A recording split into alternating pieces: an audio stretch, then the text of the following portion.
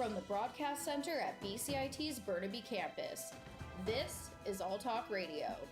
You're listening to 1680 The Crow. Good afternoon, I'm Sebastián Arancibia, and this is your Nooncast. The Parkland refinery is resuming operations after recent cold weather forced them to close. Our reporter Max Mashman has the story.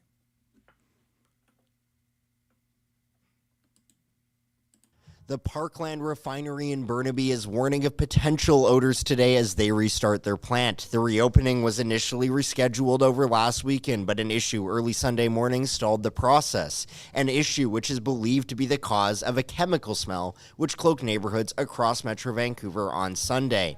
In a media statement released Wednesday, the refinery said, quote, "Starting Thursday morning, January 25th, 2024, we are conducting a controlled and necessary operational procedure as the first step in the safe restart of the refinery. With our community neighbors in mind, we are informing the public that tomorrow's multi-day procedure may be noticeable." The statement did not give any more details on what residents may notice, but did say they are committed to the quote-unquote safety and security of its neighbors. Max Mashman, BCIT, The Crow. Community theater has been a staple in Vancouver's Mayerpole area for decades now. Whether it be a comedy or tragedy, Ben Burgera paid a visit to Metro Theater to find out what makes their audience so special. The Big Red Curtain has been opening at the top of shows for over 60 years here at Metro Theater. Metro does a variety of shows throughout the year, from Christmas pantomimes to Agatha Christie plays. Heather Stewart, the box office coordinator and front-of-house manager, says after several years of pandemic struggles, Metro has seen higher attendance and more diverse audience at some recent shows. But we have people who came who had seen the show 30 years ago over in the West End in London, and new people coming through the door, a younger generation who'd never heard of The Mousetrap or Agatha Christie, but enjoy a mystery. Stewart adds, with better marketing and the support of their season ticket holders, there's more optimism they can build off their recent success and instill a love of theater in a new generation. Ben Burgera, BCIT's The Crow. Our reporter Ben Burgera is joining us now live. Ben, what has Metro been doing differently to grow their audiences?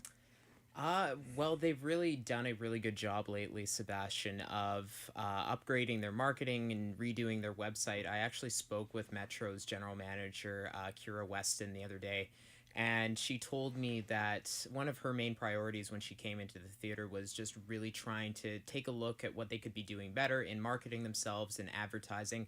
They actually, for their Christmas pantomime, they took out some ads on some Vancouver buses. So if you saw an ad for Metro, that was advertising for that show. So they've really put in a lot of effort into trying to get their message out there, get their advertising up to snuff. That's cool. And does their history play a factor in how they've been able to survive? Well, Metro has actually been around since the early 60s. So what I've been told by various people around there is that it used to be an old movie hall and back in the 1930s, and it was kind of derelict by the time they purchased the site in the 60s. So they renovated it, and they've been going strong since then, putting on different shows.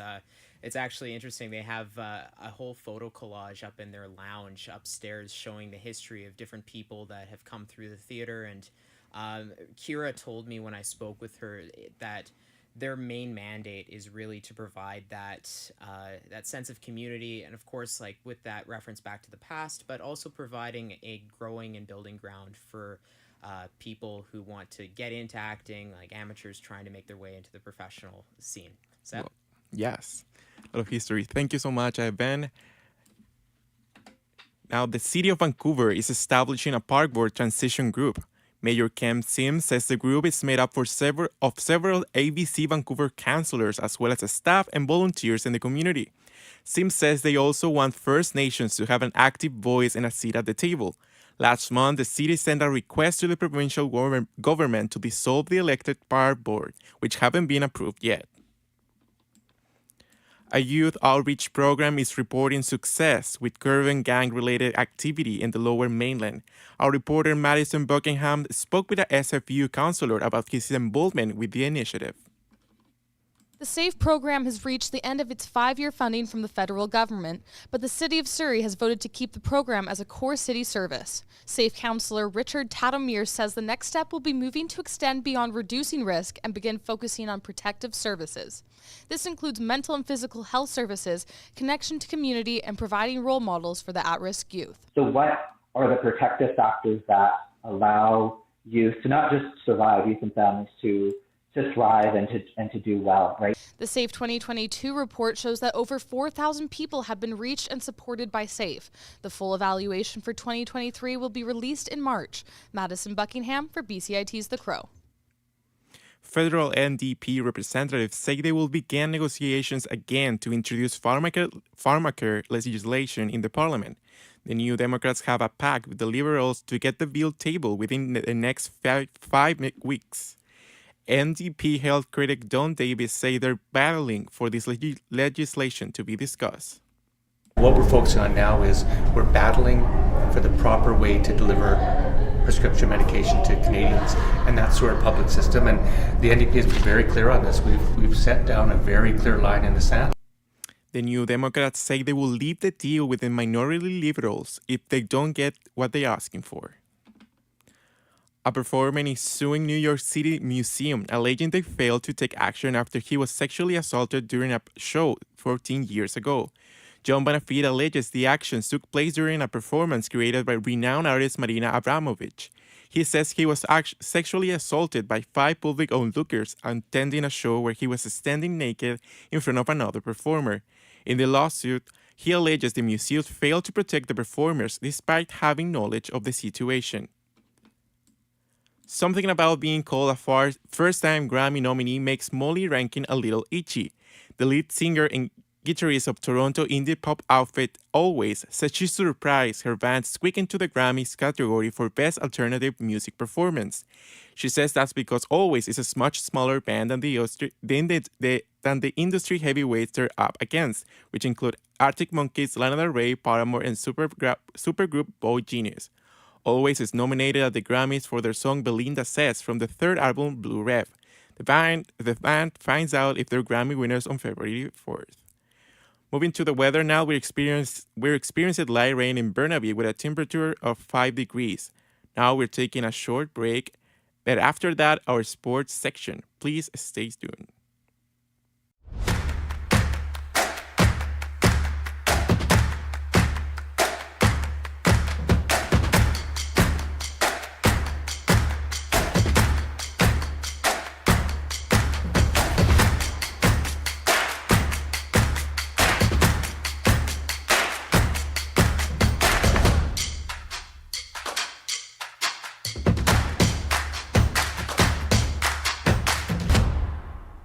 Everything is changing to digital. Everything is online.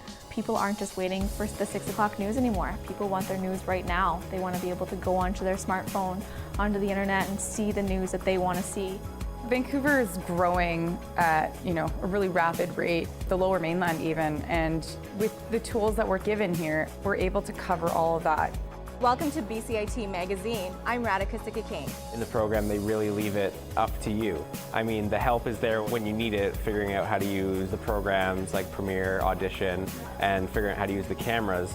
But it's up to you to sort of experiment and figure out what you can do when you go out in the field. They brought candles and flowers to remember the student who lost her life yesterday.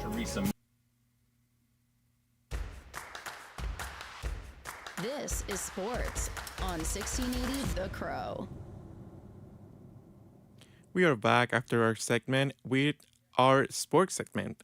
Braden Chen scored 1.54 into overtime as the St. Louis Blues survived a comeback beat from the Vancouver Canucks to win 4-3. Pius Sutter scored his second career hat trick for Vancouver, with all 3 goals coming in the third period. The Canucks entered the third period down 2-0. Here's a goal on KCMOS as Shen scores a goal in overtime. Here comes Pettersson into the blue zone on Leddy. Then Shen knocked it away. Leddy's going to get it back. Skated ahead, 2-on-1 with Shen. Leddy in, looking. Leddy running out of room. Pettersson falls down in front of the net. Blues get it to Shen. He scores! The St. Louis Blues win! Raptors guard Emmanuel Quickley will likely miss Toronto's games against the Los Angeles Clippers tomorrow. Quickley has been dealing with a right thigh contusion, which has become more sore since Monday's 108-100 loss to the Memphis Grizzlies.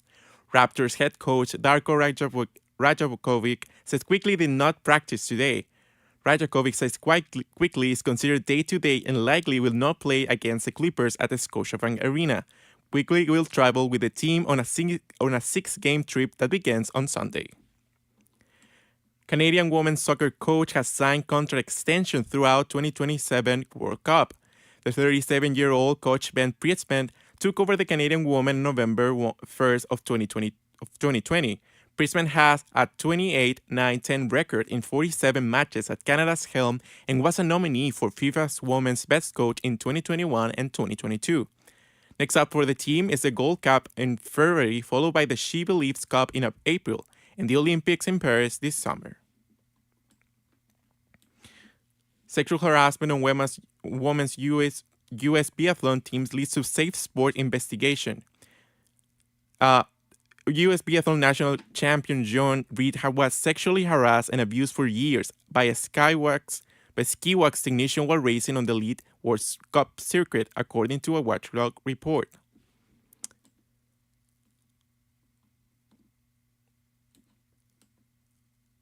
This was your Nooncast. I'm Sebastian Arancibia, and you're listening to BCIT The Crow.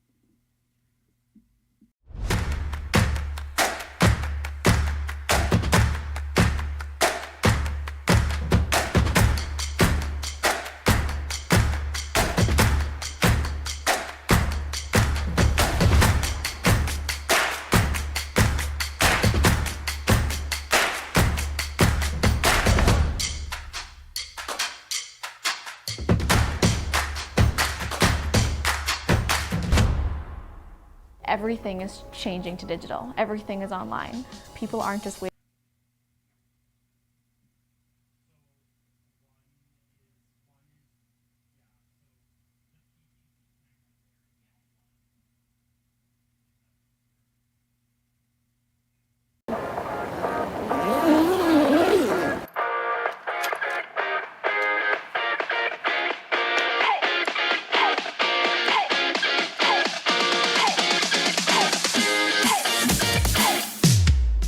BCIT campus where the gardening club just planted these trees. So in the BCIT Journalism program, I learned how to use the professional cameras to film our own news stories, and also the soundboards and mics in the radio booth to host shows for our radio station.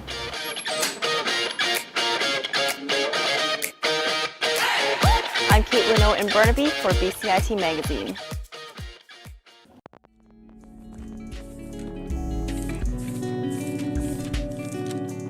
Microlink, connecting you with your BCIT community. Hello everybody! Welcome to the Winter 2023 edition of the Microlink podcast, part of the Link magazine and brought to you by the BCIT Student Association. Grace Miller is the host of this episode and will give you folks the inside scoop on what it is like to run a small business in Canada throughout and post-pandemic. But before we get started, we respectfully acknowledge that the land on which BCIT's main campuses are located is the traditional and unceded territory of the Coast Salish peoples, specifically the shared traditional territories of the Tsleil-Waututh, Squamish, and Musqueam First Nations. Well, I'm not the most expensive SEO person in Vancouver, definitely not, but it's still an investment that some businesses don't really want to make when they're just starting out. So I did move into a bigger space in 2023, which was, in retrospect now, it was probably the worst move. Vancouver's businesses are starting to see revitalization after years of struggle. Small businesses are the backbone of the economy, so of course through these past couple of years of economic hardship, they've been significantly affected. Hi, I'm Grace Miller, a contributor to Microlink. In this episode, I'll take you through the scene of small business in Vancouver and their beginning stages of revitalization. The pandemic and the following spike in inflation have created renowned financial difficulties, and small business owners are not exempt while trying to stay open. Today, the government and other local NGOs have curated different grants and loans to provide some aid to these businesses, to slow factors which prohibit growth. With those funds, along with the savvy skills of these entrepreneurs, the local market is starting to show signs of development. Though the landscape of this industry in Vancouver is still not yet fully recovered, there is hope on the horizon. This is Revitalizing Small Businesses. To start this story, let's go back to the beginning of the pandemic and how small businesses were affected. Whispers of an unknown virus possibly coming to Vancouver stirred tensions among Vancouver's citizens and brought widespread uneasiness to public spaces.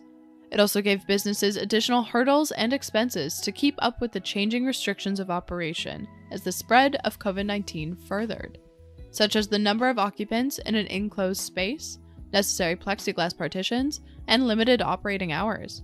Restrictions around group gatherings forced businesses in the fitness industry to close their doors to customers altogether.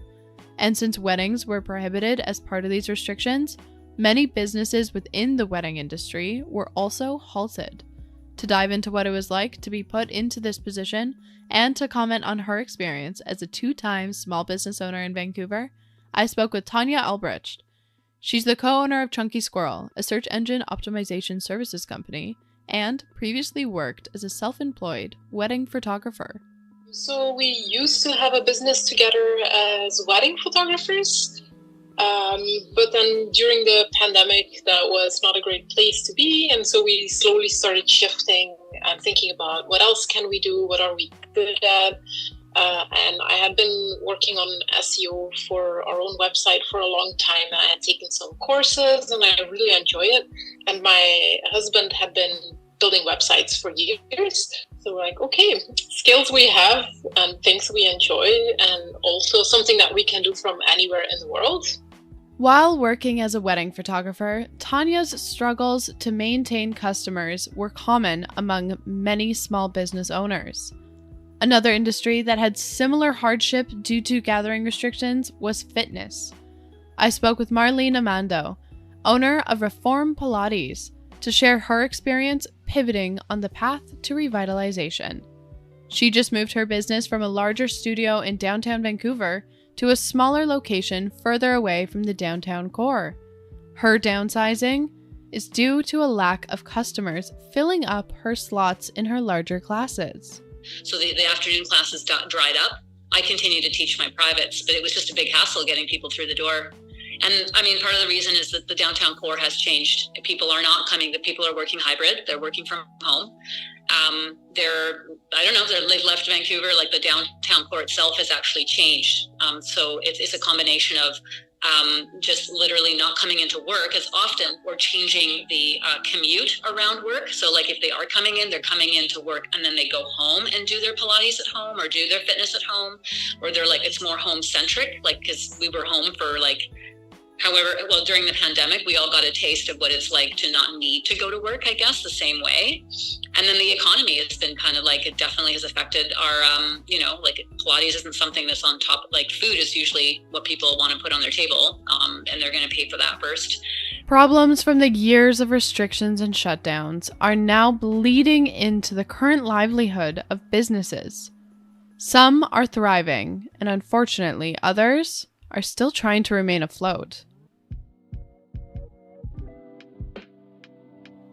After constant readjustments, Marlene managed to make it through to the other side of restrictions limiting customers coming into her business. Now, both she and Tanya are trying to navigate the aftermath of the pandemic as business owners.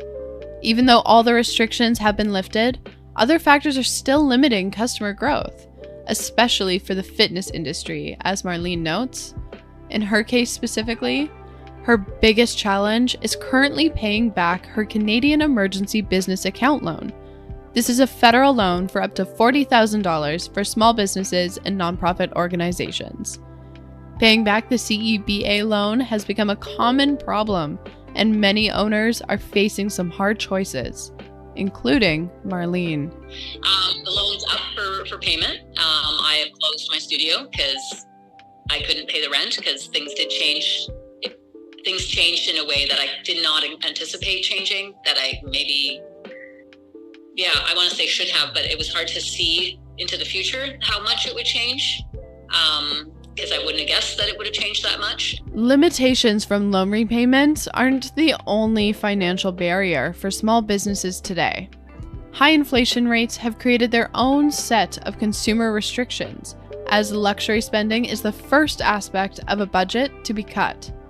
As the owner of an SEO services company, Tanya has insight into how businesses may choose to spend their extra funds. I think for small businesses, it's often really hard to know what to invest in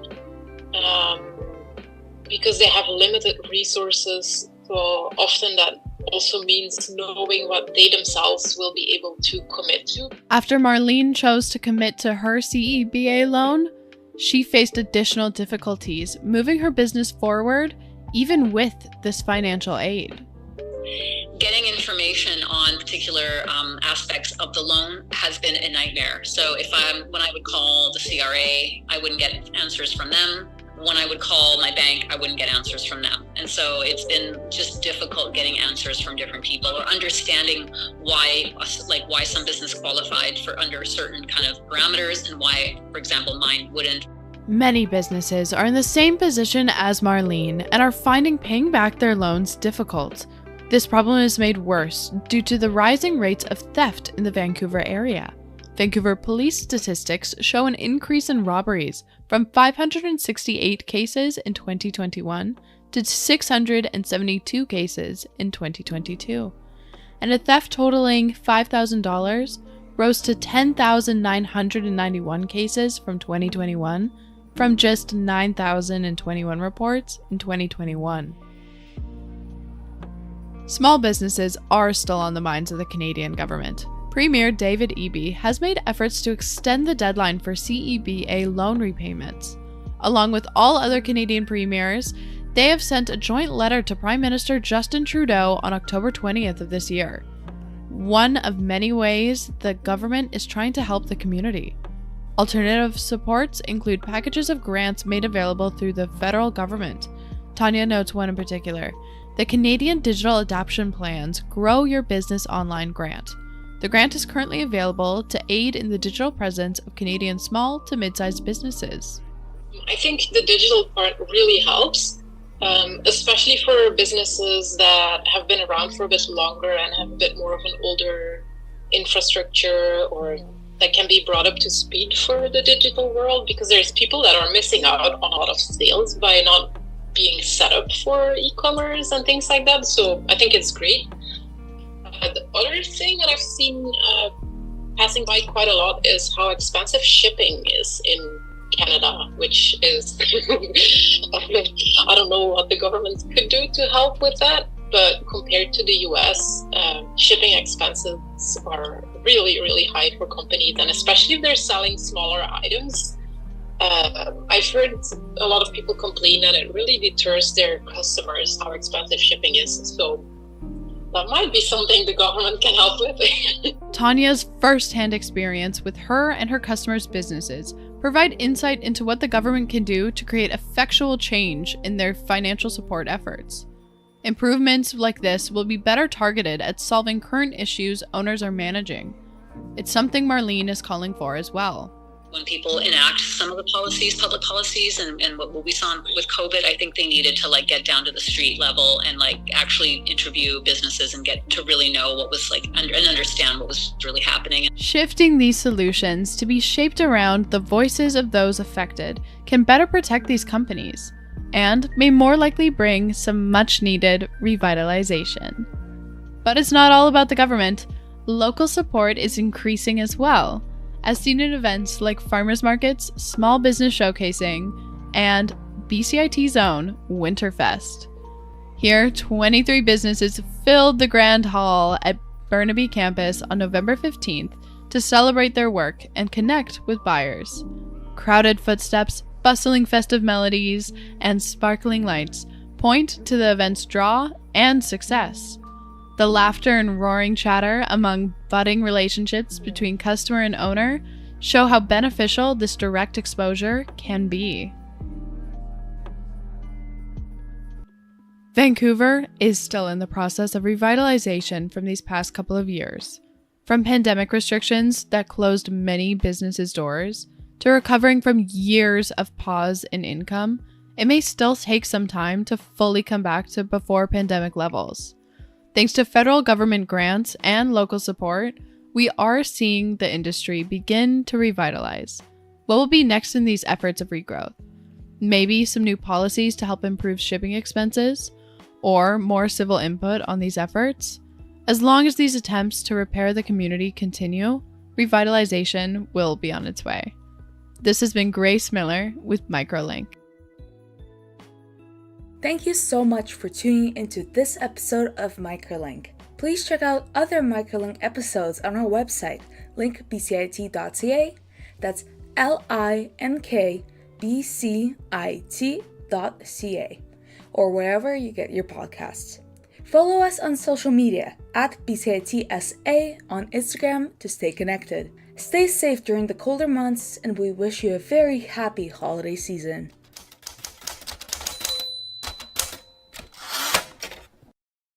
This is 1680 The Crow, and you're listening to our feature presentation.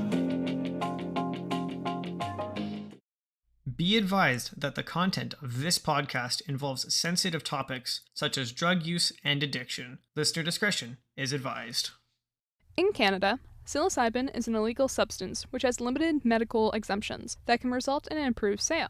However, the legalization of marijuana has sparked an increased campaign to use a similar framework to legalize magic mushrooms.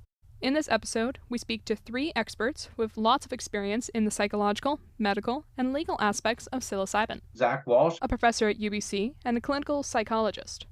A lawyer and retired criminology professor from Simon Fraser University. And Dr. Pamela Crisco, a medical doctor whose expertise is chronic pain and psychedelic-assisted therapies. Listen, I'm not on drugs. I'm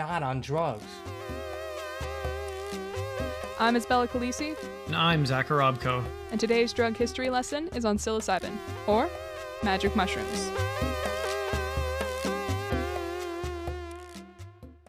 Psilocybin is a psychedelic drug that's found in more than 200 species of fungi all around the world.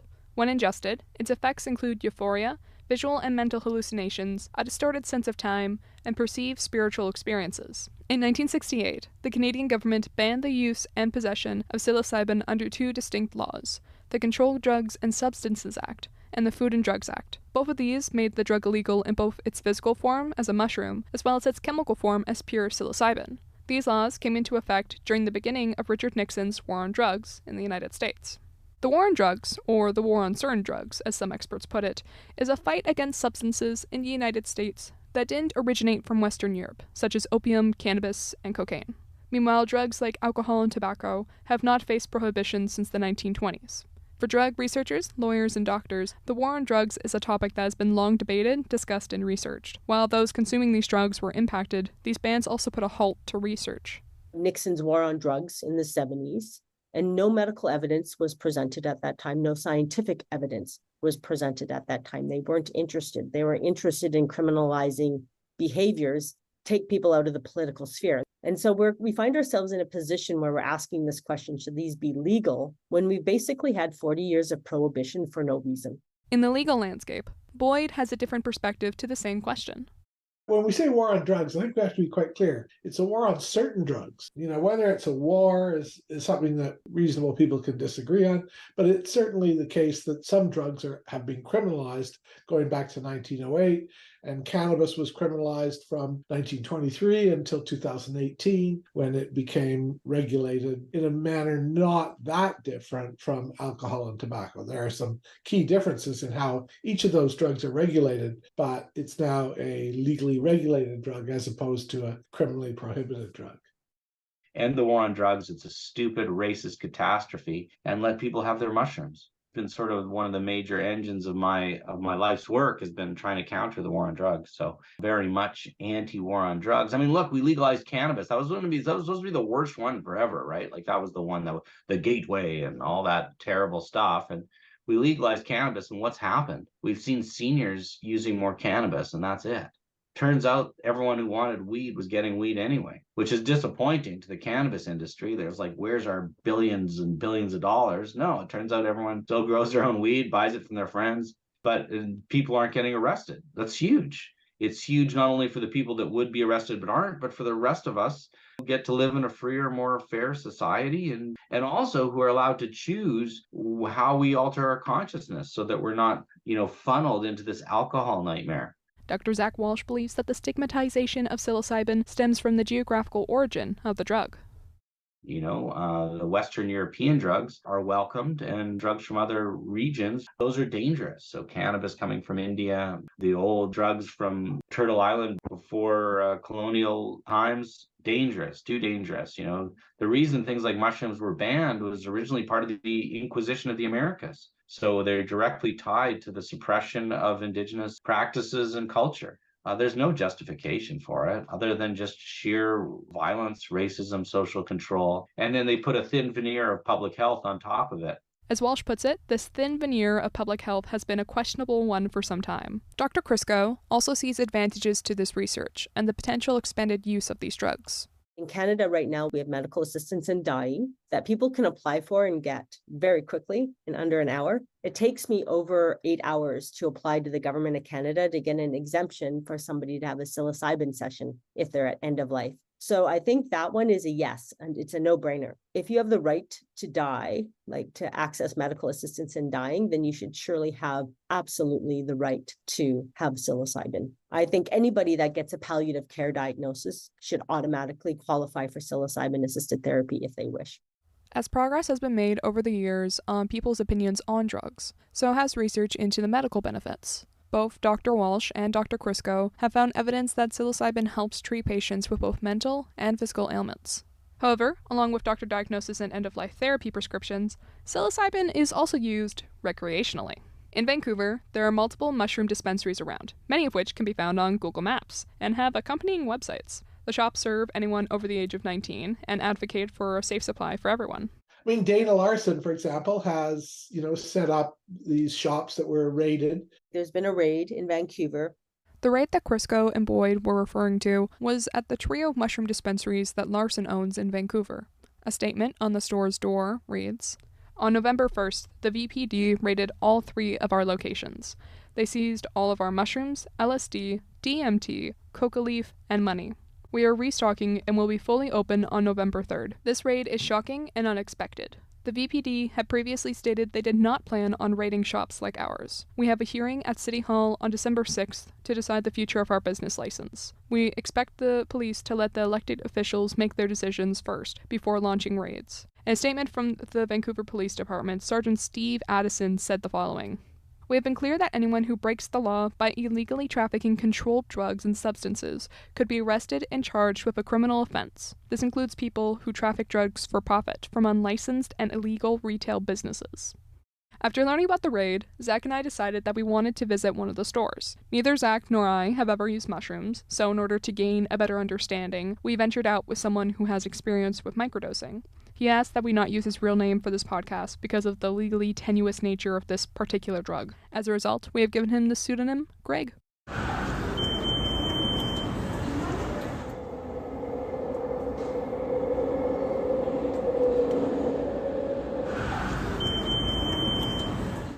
We're here with an avid shroom user. Would you describe yourself? I'd say average. I prefer microdoses for sure. Yeah, so I microdose. So like, somewhere anywhere between like a quarter to a half of a full dose-ish, just recreationally. It's if you do any research on it, it actually has supposedly a lot of benefits. I think I tend to agree for sure. Yeah, I've only gone to a in-person store once, and that was back in Ontario. But yeah, I'm looking forward to seeing the stores here. What got you into like using shrooms and such? Oh, just friends who were into it. This guy did a tab of LSD. That seemed a little bit too intense for me. I did some shrooms with him afterwards. That was still pretty intense. Full doses are a lot. I don't think they're my vibe, that's for sure. But microdosing, honestly, you could sort of if it's like a bigger microdose, you could say it's like a weed high without a lot of the brain fog, I would say, almost. Yeah, I generally prefer it, for sure. And then the smaller microdose, you almost can't even feel. Like a 100 milligrams to 150 milligrams, I can do that and then go start a day of work and honestly do a great job. Yeah, like sure, I feel better during the day. So the mushroom dispensary felt very calm and clean. It was compact and had space for about 5 customers. The menus are on the back wall behind the counter. They were printed out onto standard printer paper in bright pink Comic Sans. Beyond their supply of drugs, they also sell drug parody-themed books written by Dana Larson. Green Buds and Hash and Harry Pothead were just 2 examples. The employees were friendly, giving Greg recommendations on products and selling him on trying a microdose in the form of a chocolate bar. Once Greg selected his items for purchase, he had to fill out a form and show some photo ID confirming his age. He received a membership card in case he wanted to make any future purchases at the store. There were a number of free informational pamphlets on the medical benefits of the drug, as well as information about the other drugs that were available. The employees we spoke to encouraged us to read through them if we were interested in trying anything. The staff at the store declined to be interviewed, but confirmed off the record that people of all walks of life came into the shop, from young to old, new users to regulars. We asked Greg, after we went to the mushroom dispensary, what his final thoughts were after our visit. That place was definitely not the place I was expecting to get a membership card from. That was probably the most legal gray zone area place we've been to today. But it's cool to know that they're all collecting data to try and be on the legal side, because realistically, if they're not collecting data, they're just operating like without names or anything. They don't have much of a say in their legality. So it's good to know they're all trying. What have you learned today about like Vancouver shops versus like the one that you've tried in Ottawa? And would you say it's similar to any other types of shops you've been to? I would say the biggest difference is that the shops here are fighting a much bigger fight. From what they've said, they're working with societies of nurses and a lot of different stuff to actually gather medical data on shrooms to help their fight with legalization. And that's just pretty huge. Feels like it makes me want to support them. Our adventure spawned a lot of talk about legalization. We wanted to ask those we encountered in the mushroom dispensary about their opinions on legalization. There was positivity and hope about it. The people we spoke to believe that psilocybin will go the same route as cannabis did and soon become legalized. Going back to Dr. Walsh, he admitted there's still a lot to figure out. So how do we balance the risks of people taking mushrooms and causing a harm or a nuisance to themselves and to society while still maintaining the cognitive liberty? And I guess Walsh's use of the word liberty sparked a thought. Could there be a potential challenge through the courts? We asked our experts with legal and criminal backgrounds for their thoughts on psilocybin legalization, and if cannabis has laid down any potential groundwork for psilocybin's future. We have a Section 7 challenge to cannabis. Malmo Levine, I think, was the case. There was a strong minority, I think it was a 6-3 decision of the Supreme Court of Canada in favor of continuing with criminalization. But 3 justices of the Supreme Court took the position that criminalization of possession should end. There are some similarities, but I mean, there's some differences with the 2 drugs, but there's certainly similarities. With cannabis, there's recreation and medicine. They're both angles to it. But I would argue for most people, it's recreation. But now we're seeing, with end of life situations that people have an interest in using psilocybin to help cope. Yeah, I think there is a similarity, to be sure, between the approach that we have developed with cannabis and now what we're seeing with psilocybin. But again, there are some key differences between those 2 drugs. Absolutely. Yeah, no. I mean, my first degree is criminology. If we put all the experts in the decision-making places, this would move easily in government. Like if you took all of us doctors that have been working in this and know the science and research it, and we could make the decisions, this would happen. We'd have thoughtful policy. We'd have great training programs. We would have great therapy centers. It would be brilliant. Our system's not like that.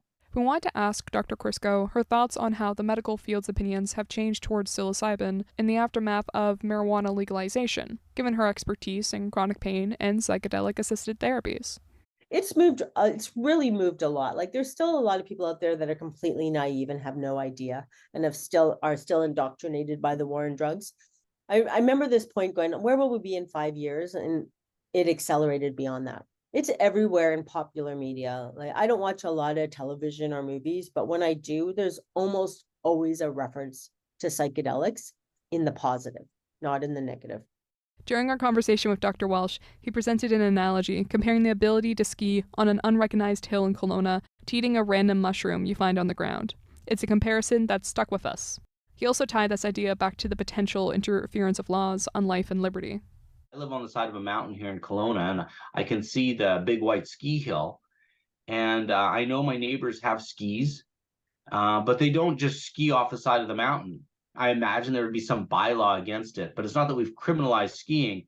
We've made a really nice place where people can go ski, and then they just go there because it's safer and better in all ways than skiing off the side of the mountain. And so I think psilocybin could be like that. If we create pathways for optimal psilocybin experience, people will use it safely. Really, if we think about what do we want to do with different drug regulations, we want to minimize the risks and accentuate the benefits. Baseline, there is a benefit of just liberty. Just here's a mushroom that grows on the ground. I can put it in my mouth if I want. Psilocybin legalization continues to be a hot topic of discussion.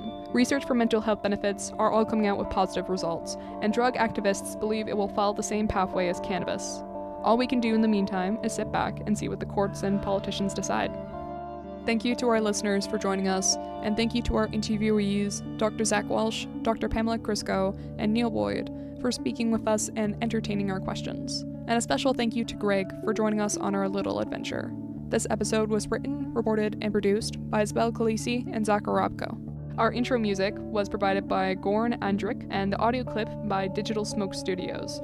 The outro music was provided by Theo JT. All sounds were licensed through freesound.org. I'm Isabel Khaleesi. And I'm Zach Arabko. And we'll see you again in our next episode, where we'll discuss the origin and potential legalization of LSD.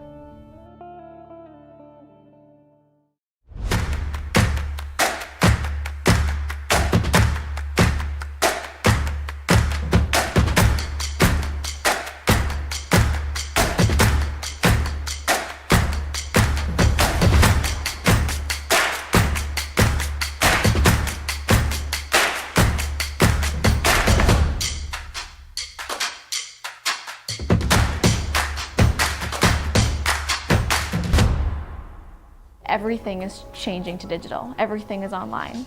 People aren't just waiting for the 6 o'clock news anymore. People want their news right now. They want to be able to go onto their smartphone, onto the internet, and see the news that they want to see. Vancouver is growing at, a really rapid rate, the Lower Mainland even, and with the tools that we're given here, we're able to cover all of that. Welcome to BCIT Magazine. I'm Radhika Sikakane. In the program, they really leave it up to you. I mean, the help is there when you need it, figuring out how to use the programs like Premiere, Audition, and figuring out how to use the cameras.